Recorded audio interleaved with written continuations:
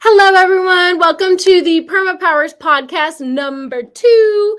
I did throw out a PERMAPOWERS podcast 1.5 episode a couple weeks ago. It was on flow mode. But today we're going to be introducing one of my dear friends to the show. Her name is Carly Jackson. She works with the Seasteading Institute. Before we do that, however, I wanted to push out my very first PERMAPOWERS product endorsement to the world. So I spoke a lot about how I've struggled with ADHD and just having like mental clarity and focus, and how I worked to overcome a decade-long addiction to Adderall and kind of reassimilating into normal life after that pharmaceutical drug kind of took over a lot of how I operated on a daily basis. So I was always looking for products that would help me with mental clarity, and there's just really not a lot that I found that was natural. However, I started to do research on mushrooms, and one that I started to take was lion's mane. It was nice, but it didn't really pack a punch. And then my friend, Steven and Angelique, they came out to our Homeschool Ready workshop in July, which was really great because they brought me a bag of their new product. Dun, dun, dun. So this is High Vibe Mushrooms. This blend is fantastic. Let me show you their website. So essentially what I do is I just add a little bit of this powder into my coffee in the morning. And if you're like weird about taste or it's a little strong, which I don't think it's strong, but if you are sensitive to that, I also add a little bit of the chocolate flavor collagen powder by Vital Proteins. It's a wonderful blend. So I would definitely recommend checking out High Vibe Mushrooms. We are talking with them about coming out to the event we're putting on in January called the Greater Reset. So maybe you'll have a chance to try it out then. We had an awesome coffee bar and kratom bar at our Exit and Build Land Summit last year. So yeah, definitely always looking for great products that help us feel healthy and clear and have that mental clarity. So if that is something that you're looking into, this doesn't just have lion's mane, it has all sorts of different medicinal mushrooms. So I would definitely recommend checking it out. And that was my very first product review. So let me know in the comment section if you've ever tried this product, if it's something that you feel would benefit you. And if you are wanting to check it out and place an order, go ahead and visit their website at highvibemushrooms.com. Okay, without further ado, I'm going to welcome on my dear friend, Carly Jackson. We actually started working together, must have been like over a decade ago. We were block walking all over Austin for this like free market nonprofit group called Americans for Prosperity. So we were in the car together a lot, just going door knocking, block walking, and kind of getting people's like surveys and opinions on economic freedom and kind of where the opinions were with how like the government was spending money and this sort of thing, which is interesting because I think both of us, you know, our relationship as friends has really evolved, and we've both gone on our own paths kind of outside of that and really stepping into like building alternatives and pursuing these really innovative approaches to creating a like more free society, if you will. Before I bring her on, I wanted to show there's this like when I was working on this this Senate campaign before I worked with Carly Jackson, the campaign manager told me about Paulville. And this is like the aha moment for me when I was like, oh my gosh, like these people wanted to basically just start up a city, like incorporating Ron Paul's political ideologies. And this is when it really hit me like, okay, if enough people come together with these alternative, these aspirations to build alternative institutions and like creating these unique micro communities, I really felt like we were onto something to have that free market economic kind of framework and bringing people together who are like-minded and wanting to build a more abundant future. So without further ado, I am so honored to bring Carly Jackson onto the stream, and I'll let you introduce yourself. Carly Jackson with the Seasteading Institute. Hi, Rebecca. Thank you for having me. Thank you for joining. You're my first podcast interviewee. Awesome. I'm honored to be the first. Yes, so I am the development director for the Seasteading Institute. I have worked for the Seasteading Institute for 4 years, and I would never have met the organizers of TSI without you, Rebecca. You had the idea to go to a conference in San Francisco, and that's where we met and connected with the Seasteaders. And then I volunteered, and then when a job became available, I applied and was hired. So I owe my current happy job situation to you, Rebecca. Yay! Yeah, that was I guess it was the Startup Society's foundation. I think it's called something different now. But yeah, we traveled there to San Francisco together, and that was mind-blowing. Like, it was one of the first conferences where they really had a solid foundation of like incorporating cryptocurrency and blockchain technologies and like purchasing real estate through the blockchain and all of these really future forward concepts, and like how we can use this technology essentially to create these social contracts and ways to operate outside of the state in perhaps a more equitable manner, and really serving everyone who's voluntarily agreeing to pursue that lifestyle. So I thought that was a really you know mind-blowing conference. I'm so glad that we went to that together, and a lot's changed since then. So what are you working on now at the Seasteading Institute? Like, what is that all about? I'll go ahead and kind of share some, I don't know if I can share screen while I have you on here, but visually just kind of communicating what is a seastead.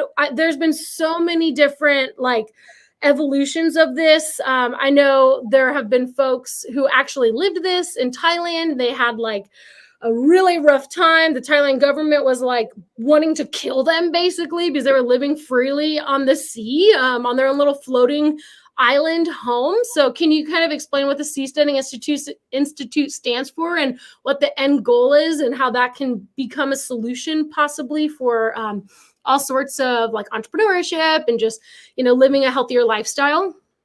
Yes, so seasteading is building eco-restorative homes that float on the ocean outside of any territory of any government. So the territorial waters extend to 12 miles off the shore, and then there's something called the special zone that is up to 200 miles that is still in control of the nearest country. So we want to build floating homes and a floating civilization that goes out beyond that, where we can innovate technology that will, as I said, restore the ocean. It's not just sustainable living or living in balance with nature, but actually restoring the ocean because, overfishing, climate change, that they have disrupted the environment out there. So by building homes where we can generate life, we can grow seaweed, capture carbon, generate energy in ways that are not harming the environment, but then providing nutrients for Mother Nature to heal herself. And then also being politically autonomous, where different communities that float can experiment with different forms of governance. So if you have a floating home and you live in a community and you realize that the rules of that community are no longer serving your best interests, you can detach your home and float to another community that may be a better fit for you.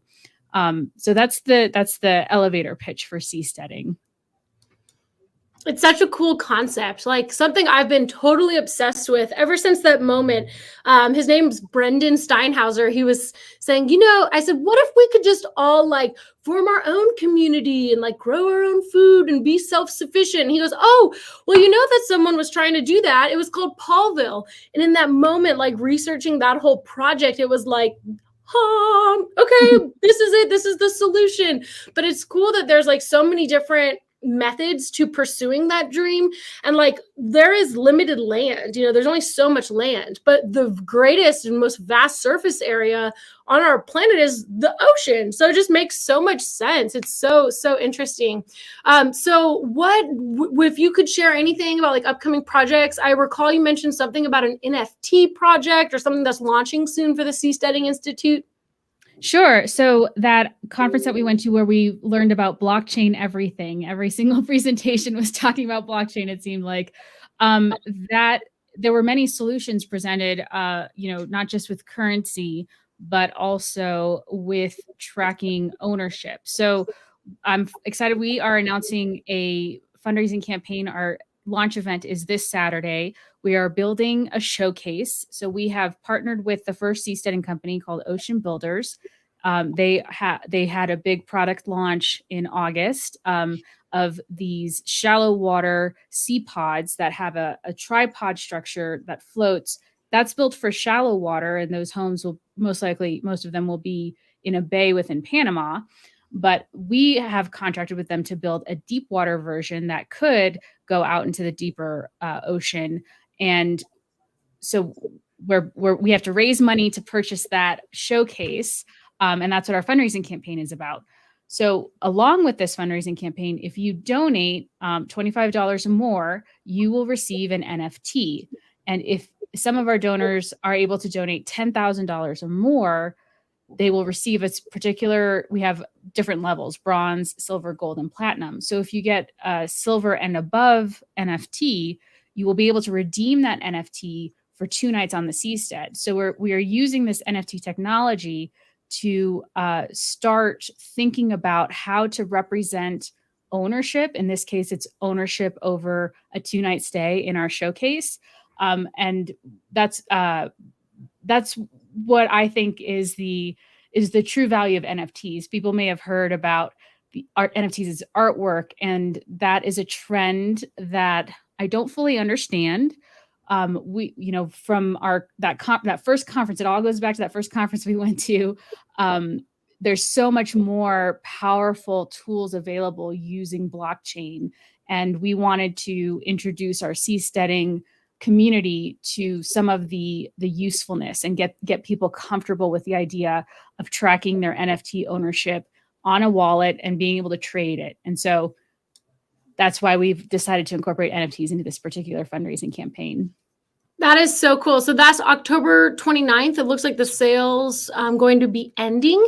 And I am new at this program where I pull up and screen share. So I hope that everyone can see what I'm seeing. But this is the website. If it is showing up, I believe it looks like on my end that it is. Comment below if you can see it too. Okay, good. And Carly, you can see it. So this is the website, seasteading.org, and then it's /showcase -NFT -campaign -launch.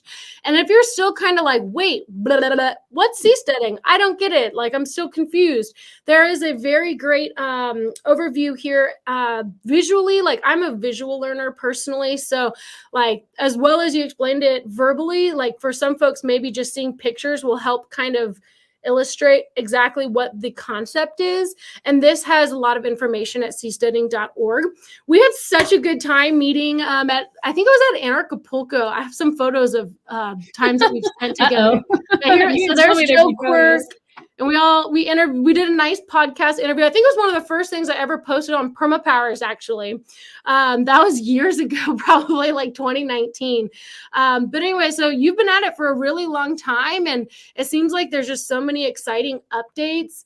And that is really cool that you guys are working on that right now. So hopefully folks will check that out. And again, here's the website for the NFT launch.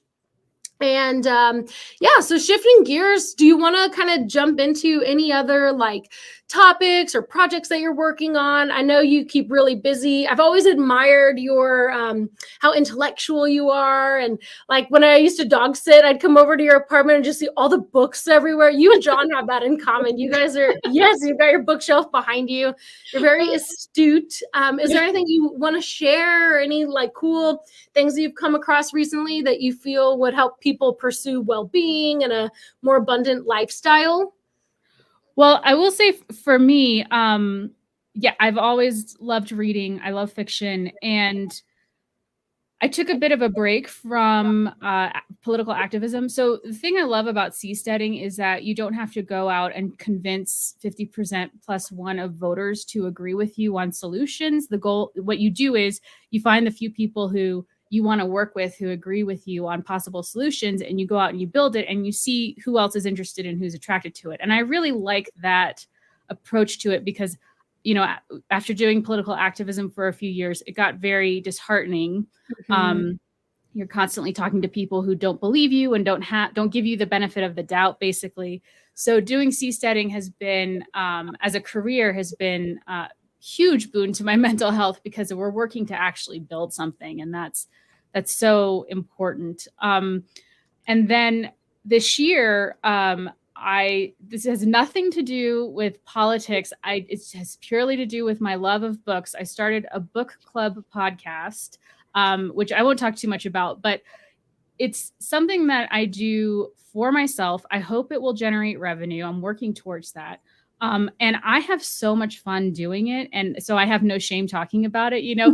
People who talk, like, I used to listen to a lot of podcasts about entrepreneurs and side hustles, and you have to talk about it to promote it. You have to share it with your friends and family. And I've never had anything where I felt comfortable enough really pushing it to all my friends and family. But with my book club podcast, I'm like texting my family, like, did you listen to my latest episode yet? You're like, what did you think? Like, review it on the app, So it's something that I really love doing. And I think that's important for us to find out.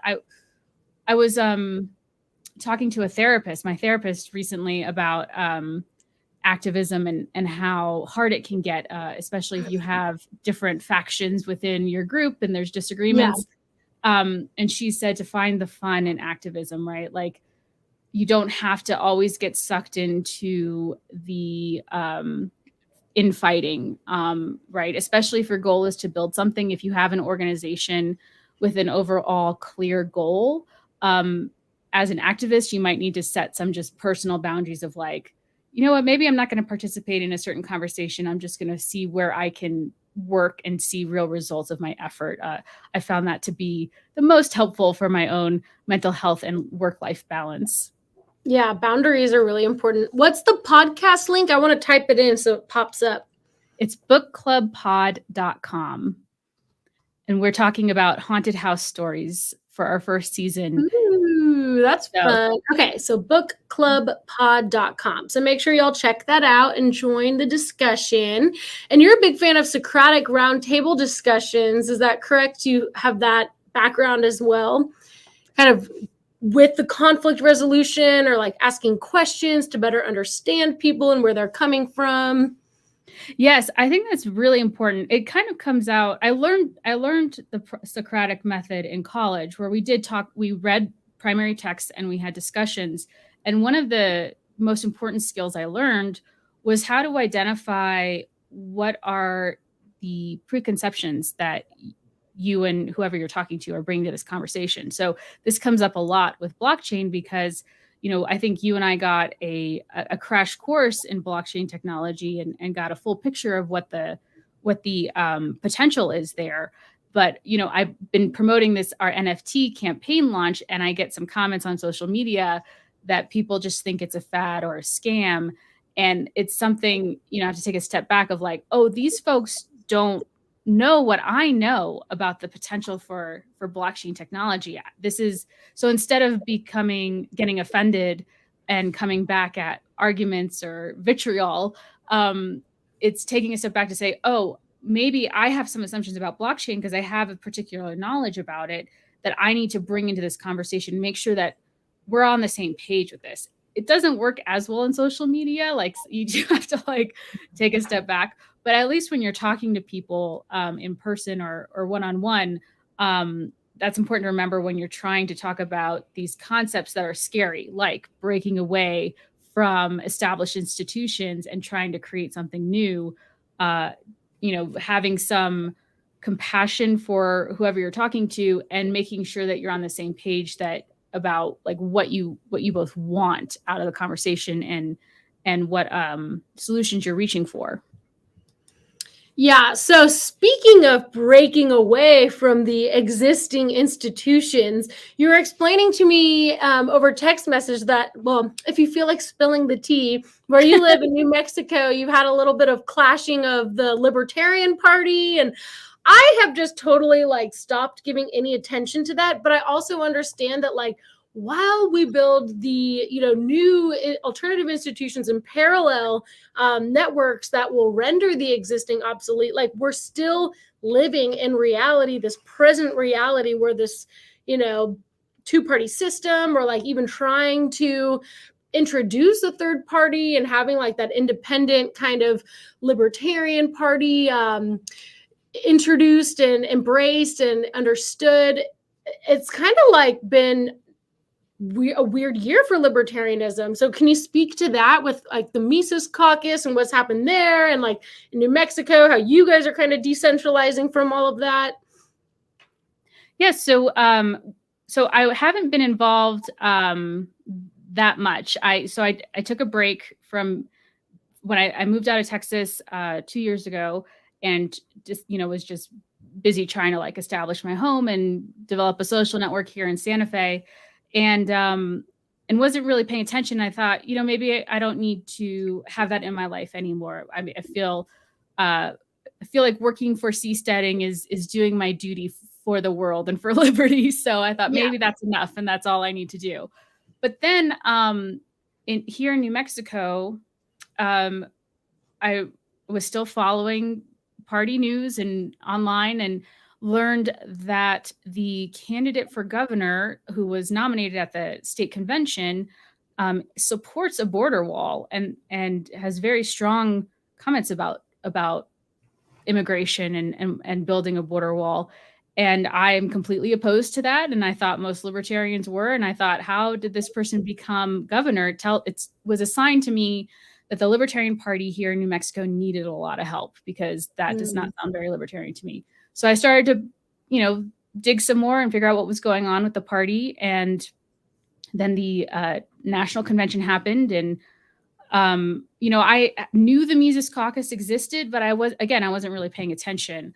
What did get my attention is that I was told that people in the Mises Caucus wanted to remove 2 planks from the libertarian platform. One was a clear statement that we do not accept bigotry into the party, and another one was about abortion being a personal choice, and that the party nor government should be involved in that choice. So that seemed to be a big shift from what I understood of libertarianism. And I found myself deeply sad, right? Like, I don't have someone to vote for governor in my state on the ballot, because I'm not going to vote for the Republican. I'm not going to vote for the Democrat. And I can't even vote for the Libertarian. Like, normally my default is, well, probably the Libertarian is better. But in this case, I know that she's not. And I was surprised at how sad I was that I didn't have someone to vote for. I was like, wait a minute, I thought I was trying to get away from this whole voting thing, but apparently I'm not ready to do that. So, sorry, I'm making this a very long story. It's a complicated situation, though. Yeah. And so I learned that there is a caucus called the Classical Liberal Caucus. And if anyone is sad about the direction of the Libertarian Party, I invite you to check out the Classical Liberal Caucus. I'm sorry, I don't know their website off the top of my head, but I'm sure if you Google it, you will find it. They had a statement in response to what happened at the convention that I really agreed with. And so I joined the caucus and was able to talk with other people interested in Libertarian Party who I felt were my people. And that was a huge relief, right? Like, if you were talking about mental health in this movement, finding your people to commiserate with and talk with, it's a huge support. I mean, that's why we do this. We want to find and build community. And so doing that even within what is it already a small movement is so important. Yeah. So made up of 80% men. Not that, well, that has not been my experience. I've found plenty good. Found plenty of great women to look up to in the Libertarian Party. So, the state of New Mexico, our party, there's definitely some conflict happening from long before I got involved. So I don't know the history of that, but it seemed to me that there was a conflict. The state party was. Sorry, I'm trying to make it all you. No worries. This is like what happens when you've never done this before. So thank you for bearing with me. Okay. We're testing it out. Yeah. Yeah. So the state party was, we had terrible bylaws, and, I don't think that the state party was blameless. I think that there's some disorganization. What's that saying? It's don't attribute to maliciousness what could be from incompetence. Yeah. And I don't know that it's incompetence, but it is definitely a lack of resources and help for the party. Like my experience trying to get volunteers to help out with things, it's been very difficult. Anyway, the response of the national party to the state party, I felt was not above board or like had the best of intention. And what I was told by other people who've had more experience in the last couple of years with the Libertarian Party, they said that this is a playbook of the leadership, and I didn't like the response of the national party to what we were trying to do here in New Mexico. And so I had volunteered, I contacted the party leadership and was appointed to the central committee.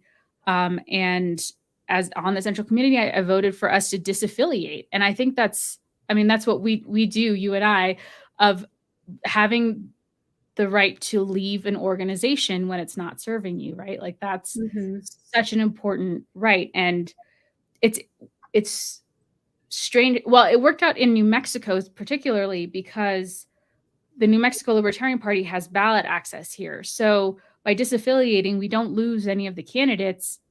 And if the national party wants to create a new state affiliate, they will have to do the work of gathering signatures to get on the ballot, to put their candidates on the ballot. So it's annoying to have to like navigate all of those state restrictions and ballot access laws, very complicated and very dry. But this New Mexico party was in a good position because we had membership. We had New Mexico it's a major party in this state. So we have primaries, we have we had the tools we needed to continue as a party. We're just not participating with the national party at the moment. Drama. Yeah. It does seem like there's a fracturing though in every political party. Like there's a lot of polarization right now. And that's why I really look to things like Seasteading and even like the work that I do pursuing the net zero energy lifestyle and like intentional communities and eco villages. Like one size fits all approach is not efficient. And so like understanding what decision-making method are we going to incorporate and what serves us to the best of our ability, provided our goals and our intention. So like for Seasteading, have you guys kind of sat round table and discussed how you would make these floating islands and floating cities work and how that would work in terms of like resource allocation and decision making and having representation? Yes. So the Seasteading Institute doesn't take a position on how the governance structure should work on a seastead. But we are looking for projects. And if you go to seasteading.org/active-projects, you'll find some of the people we've worked with and who are working to build seasteads that we think are fit what our moral vision is for seasteading, which includes economic development and eco-restorative. So we want to support private companies or other private organizations who are working to build seasteading projects. And I have interviewed many of these seasteading founders on my podcast, Seasteading Today.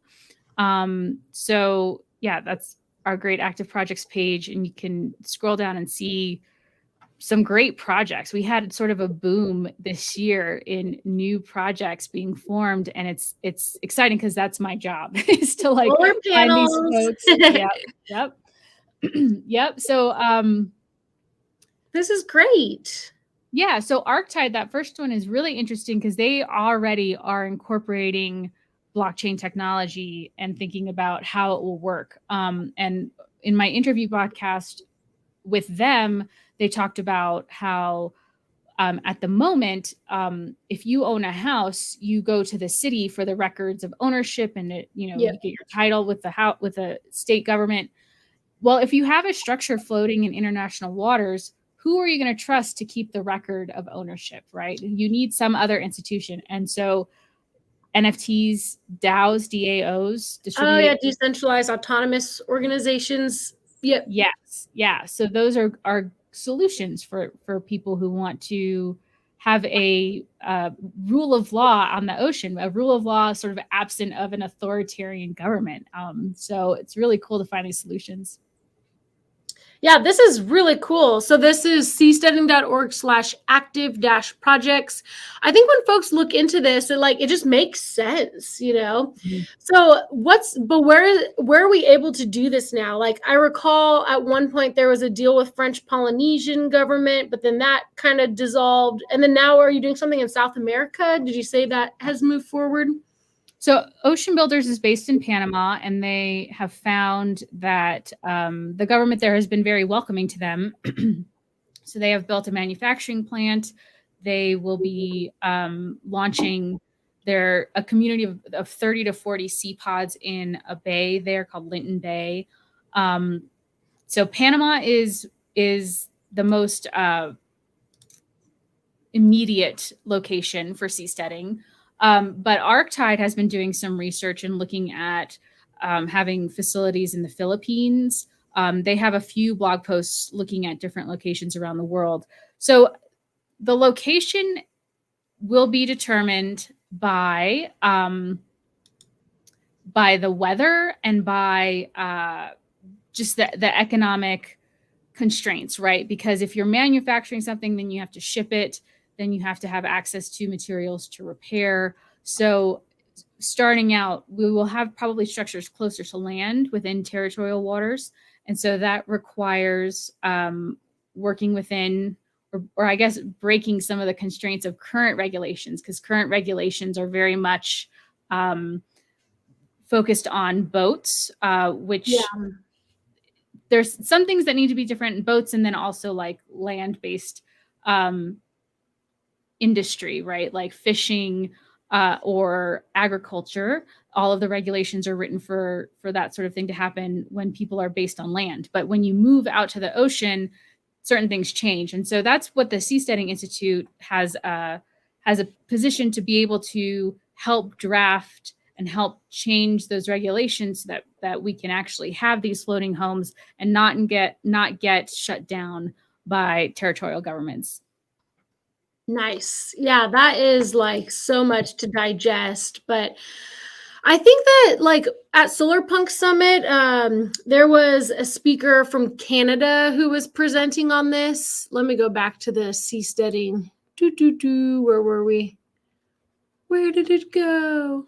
Well, I'll just go to the seasteading photos. But he was like talking about there are ways that they're building these like floating pod structures, and it's becoming, because so many people are getting displaced due to rising sea levels, or like there's so many refugees, like a huge refugee crisis.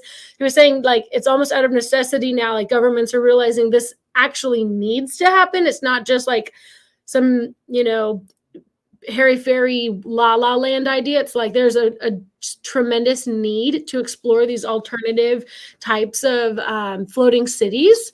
Mm-hmm. And like the Venus Project, Jacques Fresco, he did a lot of really cool designs and what this could all look like and how it could have a positive impact on the environment and everything. So it's pretty cool, really. And I hope that Panama won't be the only country that, welcomes this. So yeah, just my 2 cents there on that. But so anything else you want to share? I mean, I think we're doing pretty good on time. I could like open it up for Q&A. Do you have any closing thoughts? Well, I'd love to see some questions from the audience. Closing thoughts. Go to seasteading.org. There's so much there. We talk a lot about just the engineering aspects of it, environmental aspects, aquaculture. I find aquaculture fascinating. If you look up vertical farming, you'll learn, the way that we grow food can be so much better. It can be done so much better. And we can do it better on the ocean. So there's also a lot to say about the legal aspect of it. And join our call on Saturday, October 29th, and you'll learn about our new initiative to build a showcase seastead in Panama. Awesome. And that's the one, that's the showcase NFT campaign. That one, that's the website.